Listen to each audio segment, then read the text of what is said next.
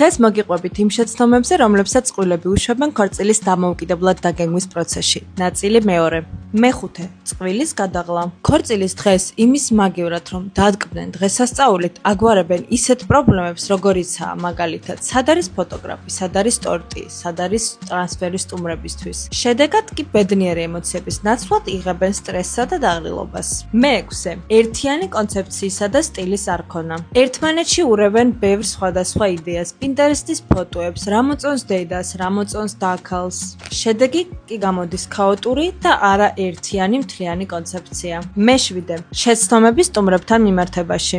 სტუმრების ცუდი და არაკომფორტული განაწილება, ადგილების უკმარისობა, დიეტური და ალერგიული შეზღუდვების არ გათვალისწინება. არ ფიქრობენ მათ გართობაზე ცერემონიამდე ან წყვილის დამოუკიდებელი ფოტოსესიის დროს. სტუმრებმა არ იციან რითი გაერთონ და უწევთ უსასრულო დამღლელი ლოდინი. მერვე. ფორს-მაჟორები გეგმა B-ს გარეშე. წყვილებს არ აქვთ გეგმა B უამინდობისა და ტექნიკური გაუმართავობის შემთხვევაში. რას აკეთებს თუ ფოტოგრაფი, ვიდეოგრაფი ან სხვა დაქირავებული პერსონალი არ ჩანს ლოკაციაზე? ნებისმიერი მცირედი გზიდან გადახვევაც კი გირღვევს სცენარს და იწყება ქაოსი. ორგანიზატორი გჭირდებათ არა სილამაზისთვის, არამედ იმისთვის, რომ ეს შეცდომები აირიდოთ თავიდან. ჩვენ ვაკონტროლებთ ბიუჯეტს, ტაიმინგს, ლოკაციას, ვზრუნავთ სტუმრებზე და ვაგვარებთ პრობლემებს იქამდე, სანამ ისინი თავს იჩენენ.